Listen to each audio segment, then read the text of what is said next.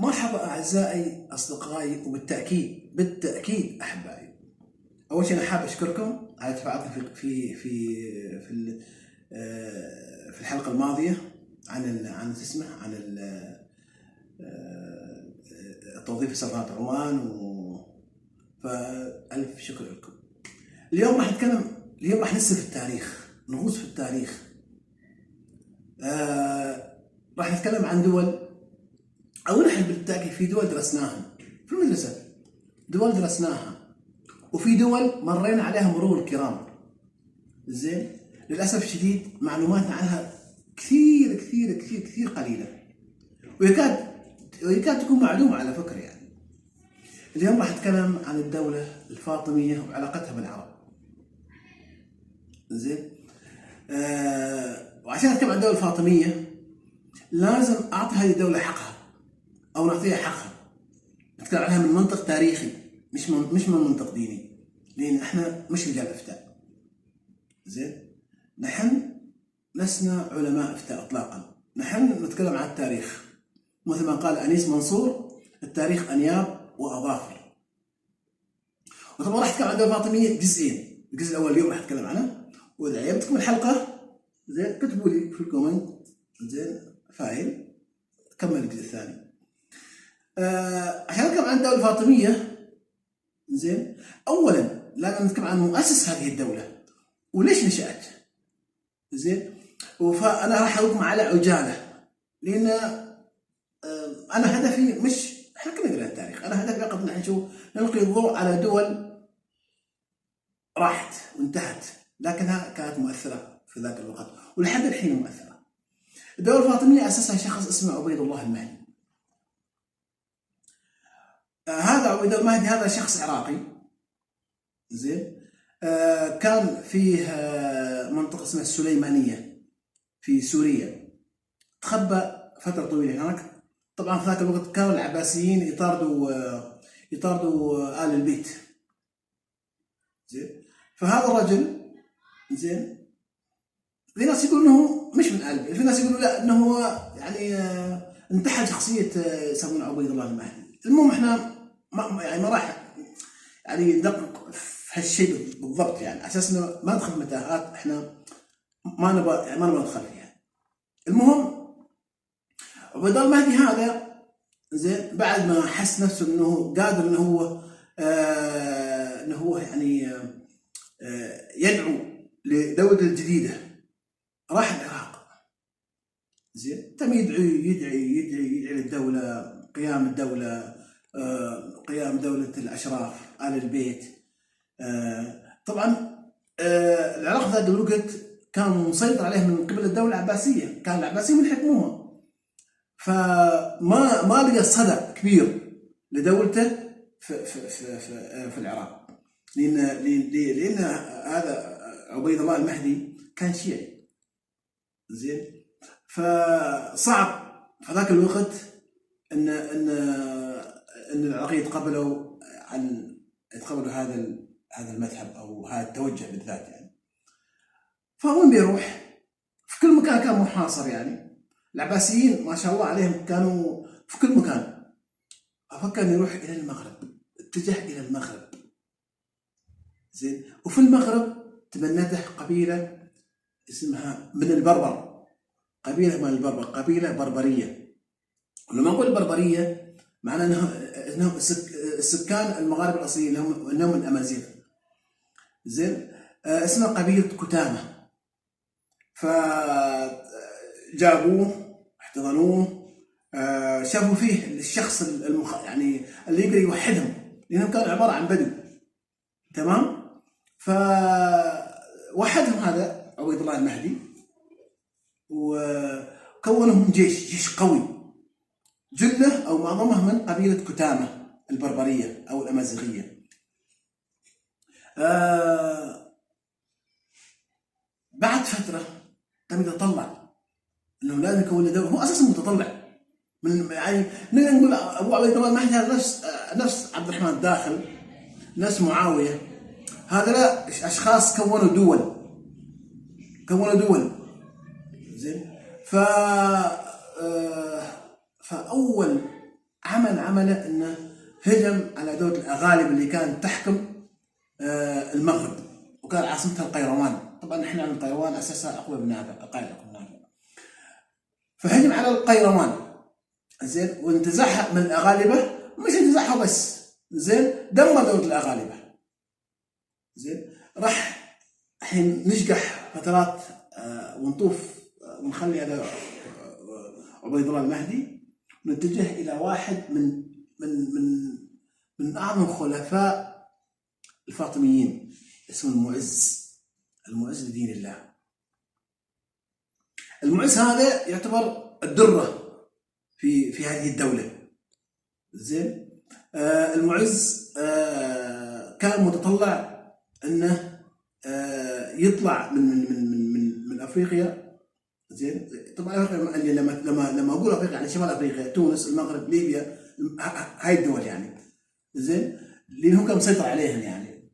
فكان يتطلع الى مصر، الى انه يغزو مصر او يستولي على مصر. بقول ليش مصر بالذات يعني؟ شو هي يا جماعه الخير؟ مصر من القديم، من ايام الصحابي عمرو بن العاص، وهي تعتبر تاج زين، التاج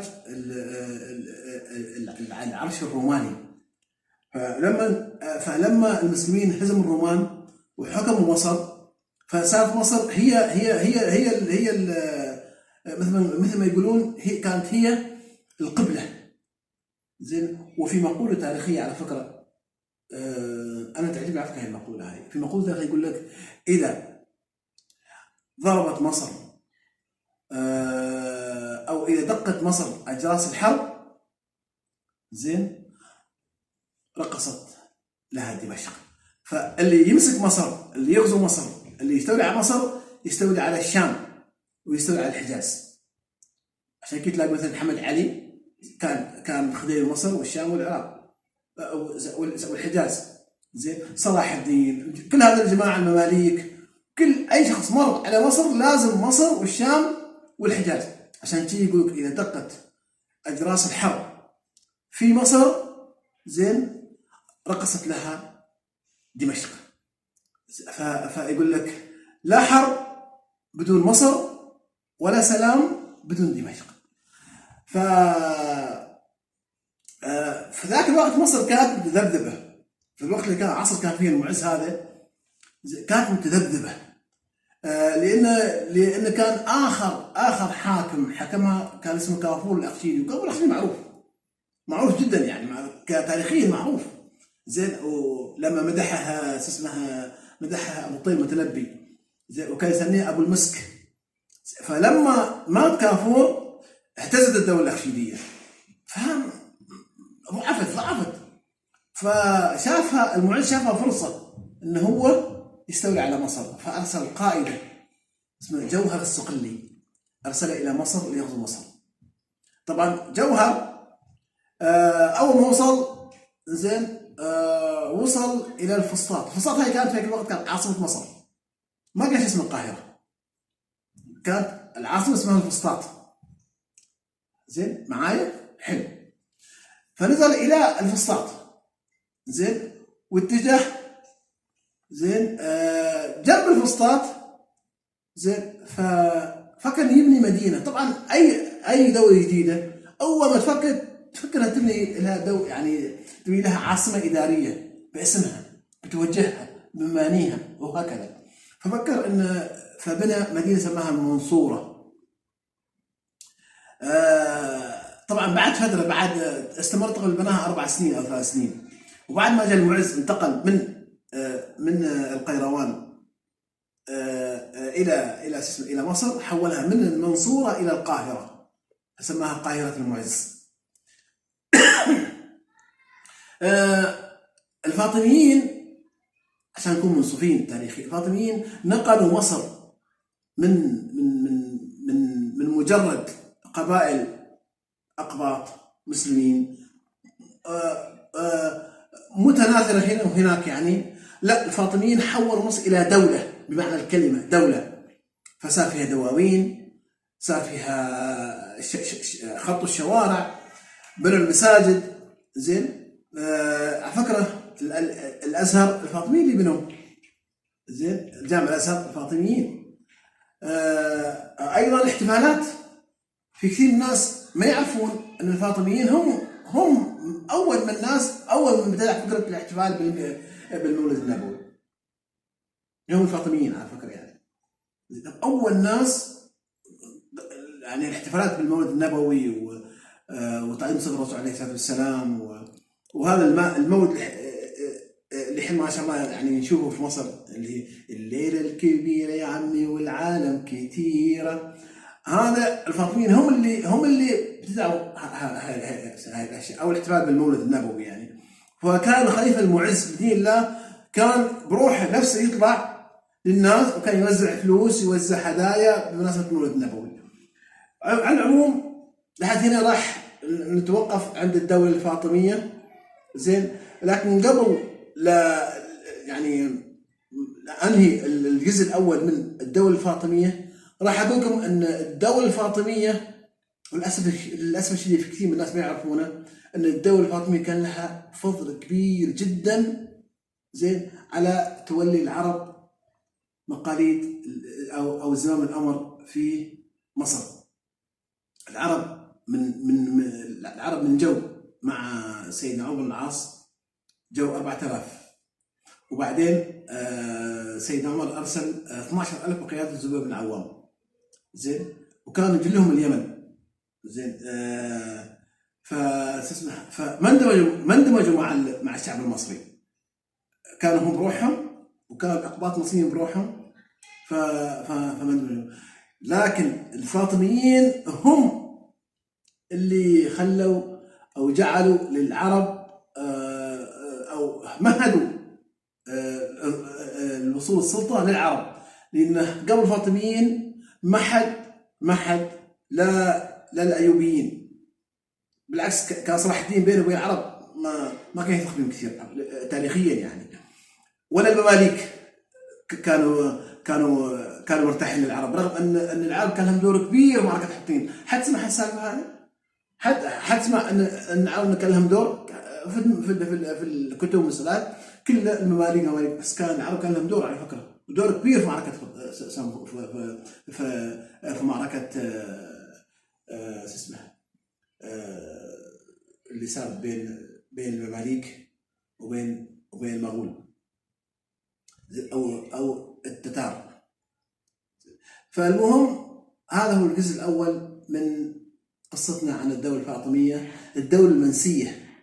واؤكد احنا ما نتكلم عن الدين، احنا نتكلم عن التاريخ.